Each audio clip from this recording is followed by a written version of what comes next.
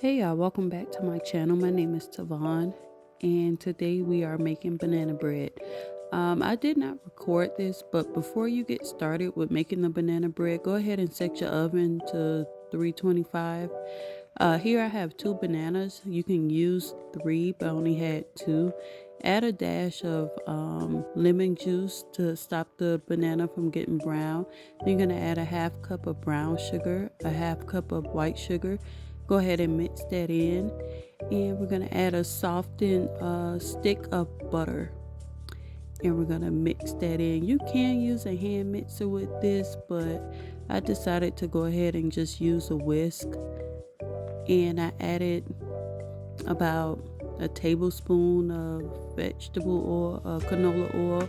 You can use any neutral oil that you want, but I just had the canola oil. Then I went ahead and added 2 eggs.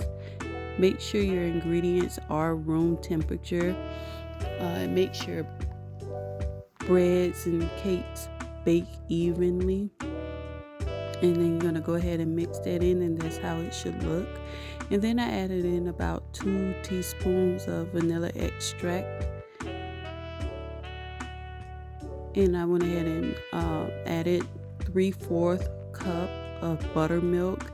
I stay in an area where it's high elevation, so I did add extra buttermilk, but you probably only need about a half cup of buttermilk. And I added in my banana and lemon juice mixture and mixed that in. And I added about 2 cups of flour,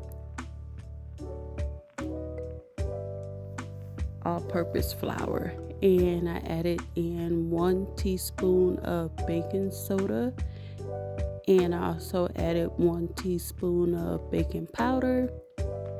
This is almost like a 1 bowl recipe. That was a half teaspoon of salt, and I added 1 teaspoon of cinnamon. You can pretty much add how much cinnamon you want depending on how much you like cinnamon.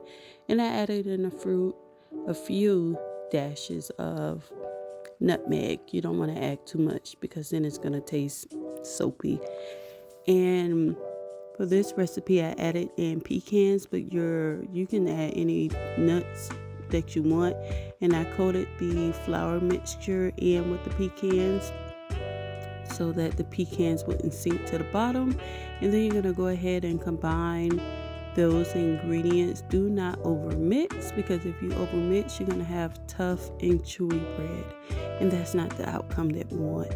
So I went ahead and grabbed a loaf pan and spread butter around it, and I added in some flour just to coat the pan so that the bread doesn't stick and get rid of the excess.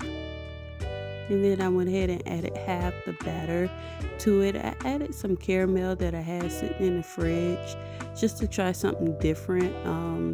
I did like it, but in the future I may just add it like to the top, like melt it and add it to the top, because it kind of evaporated in the banana bread. But yeah, this is me just adding the caramel in between the layers. And then after I add the caramel, I'm going to add the rest of the batter.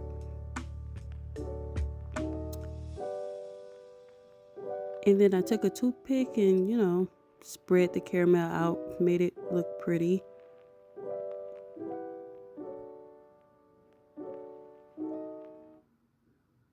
So I did want to show my husband some appreciation because I was not feeling well, and he went and got me my favorites from the store.